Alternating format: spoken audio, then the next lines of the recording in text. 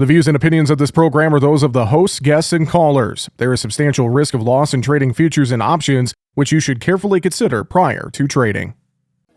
Well, the soy complex tried to lead the grains and oilseeds higher on the day Tuesday. Ended up being a okay day, a little bit lower across the board for the most part. A few green numbers thrown in there on the soy side as well. Another strong day in cattle futures, while hogs continue to find some technical pressure here, it feels like. Let's talk about what we're watching in the markets here after Tuesday's trade. Jacob Burks, agmarket.net, joins us for a conversation. Jacob, it's good to catch up with you again. Hope all is well.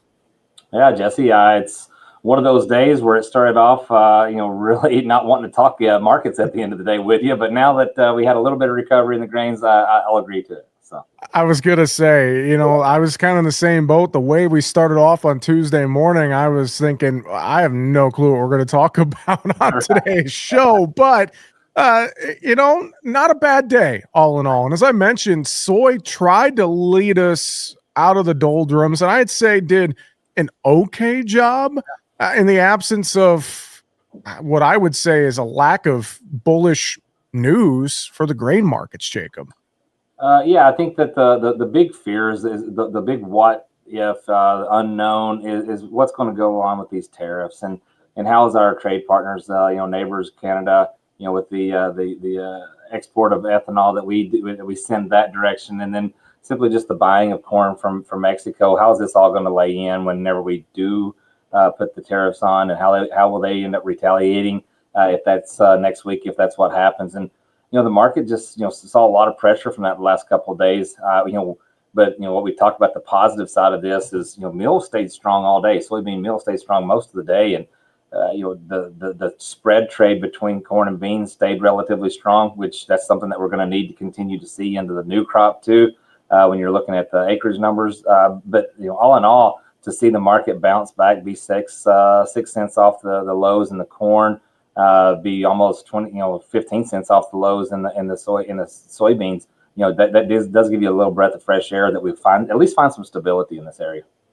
I wonder, corn is kind of struggling with $5 again in the old crop, and I know new crop's kind of hovering that 460, 470 range. But we got the outlook form later this week. We're getting a various amount of private estimates that are calling for potentially somewhere near 95 million corn acres this year. I mean, if we were to get that type of a number, Jacob, that's a lot of corn acres. And I just wonder, is some of that chatter starting to maybe work its way into this corn market right now?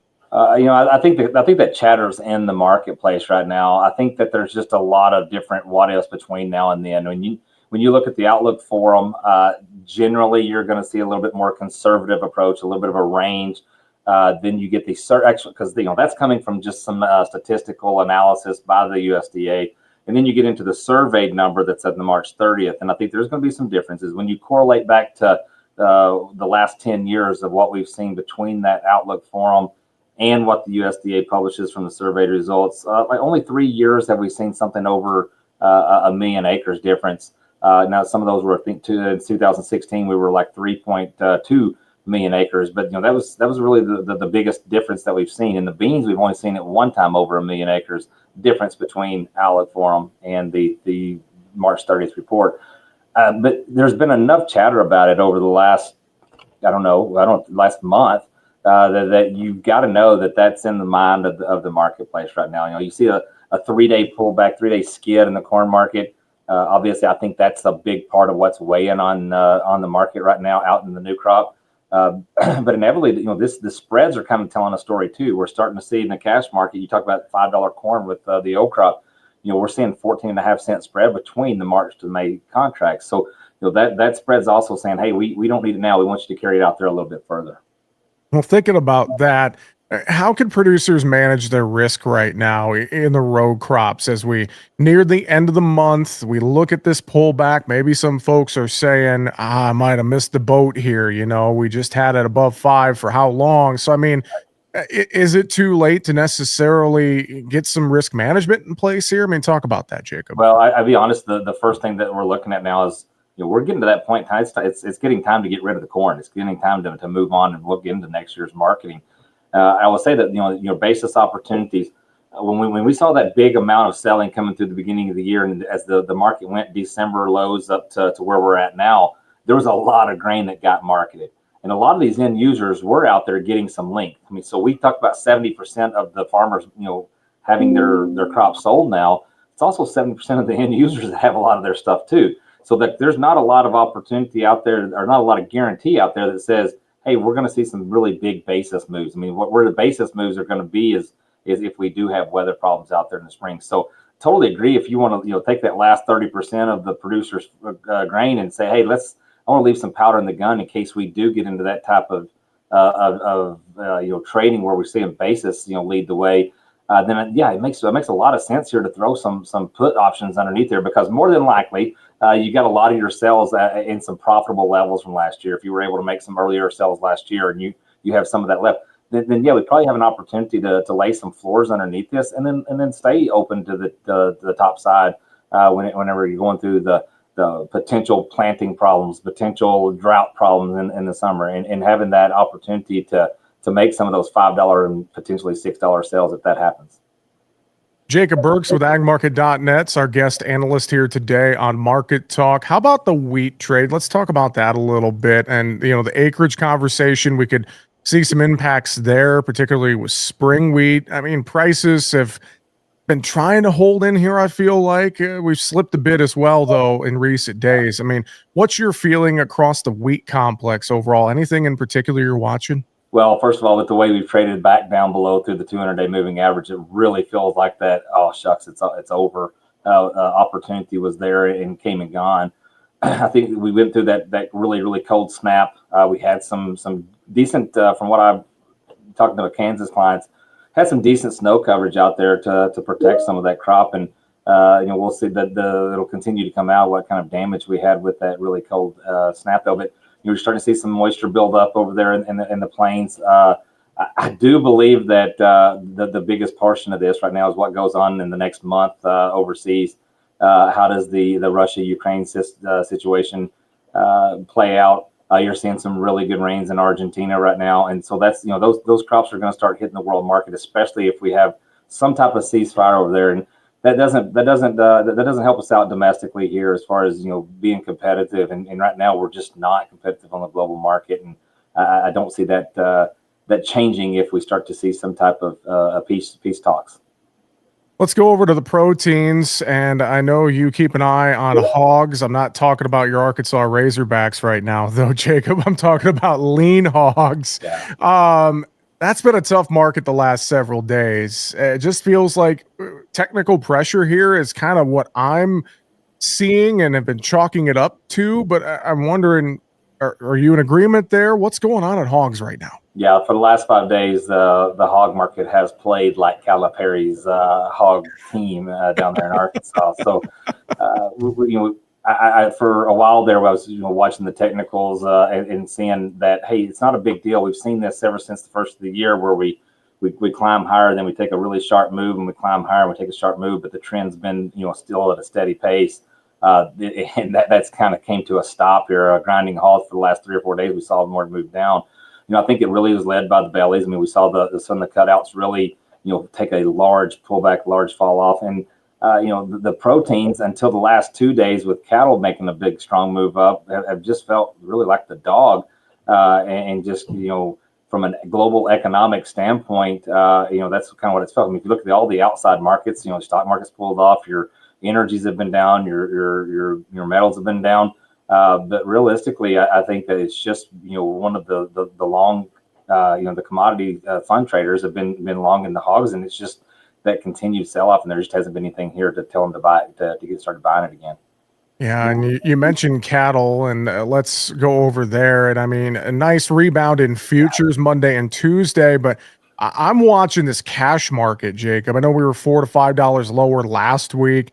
I mean, what's that going to look like here this week? As we're starting to get some asking prices out there around 200 plus in the south, nothing yet in the north. I mean, You watch that cash trade versus the futures here. I mean, what are you keeping an eye on, that kind of that push pull between Packers and feedlots right now? Well, as far as on the live cattle, they slowed the kill down enough that they kind of got control again. I mean, so the things that we talked about had moved out of their control 2 weeks ago. They've done some, a pretty good job of gaining that control back from the Packers. I'm talking into the cash market, where they slowed everything down. You started seeing some cattle get out there and get too heavy, and then start having to take some less price that had to come to the Packers in that end. And I think, as you go forward, you talked about the cattle on feed last week is pretty neutral. We didn't place that much, as much as what we had anticipated. Maybe that had a little bit of spark, but from what the report said, we thought it was going to be more of a neutral. And I think when you look at what led this market up here this week, it was mostly in the feeder cattle. You had a feeder cattle index that was trading around the 279. I think yesterday is where it was at. And the feeder, and then the board was somewhat of I believe $7 to $8 below that. So I really thought as we went into this week that we would continue to see that index come lower, and I was wrong. Futures have went up to meet that, and we're just at the beginning of March here next week, and we got 30 days left before that has to be closed in together. But the futures really did the work here this week, and we'll have to kind of keep a close eye on this to see if that holds in there.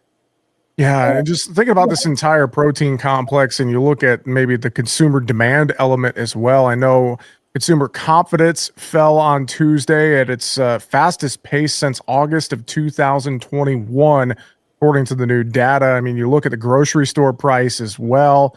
Obviously, that's a key component here. I mean, and you mentioned the outside markets and some of the pullbacks there. I mean, just the broader economy conversation, I think it has to be at play here as well in the protein sector. Yeah, I think as the Packers were cutting their kill back, and the most discouraging part for the cattle market was that the box beef price continued to go lower. It feels like last week we've kind of got to that point where we started stabilizing that. I think we went down to 308 or 309. Now we're back up to 313. So we have seen a little bit of move back up in that box beef. So before that, coming in this week, you're like, oh gosh, if we're cutting kill and this, maybe that is showing us that the demand is just not there. This marketplace, to see a $20 pullback in the feeder cattle, or $10, $15 pullback in the live cattle, it's not the end of the world. We're at a very elevated level. We know that the cattle situation is not out there. A lot of what's happening is going to be, what are we doing again, back to the tariff situation, or back to this screwworm situation, and that we potentially could have more problems. Are we going to continue to see these Mexican cattle come in? What is the tariff? How will the tariff situation affect that? So there's still a lot of question marks as far as what this cattle inventory is really going to look like in the near term. And I think that still has the market on edge a little bit, to be a little bit nervous to go down too far here. I would say, bringing it back here as we kind of close out today, that tariff conversation you bring up, rightfully so, that continues to be one of those outside influences across the ag commodities, across the macros, et cetera. We're nearing the end of the month, as you alluded to. That usually leads to some position squaring, et cetera. So across the whole ag commodity complex as a whole, what would you remind folks here as we experience some of these bouts with volatility?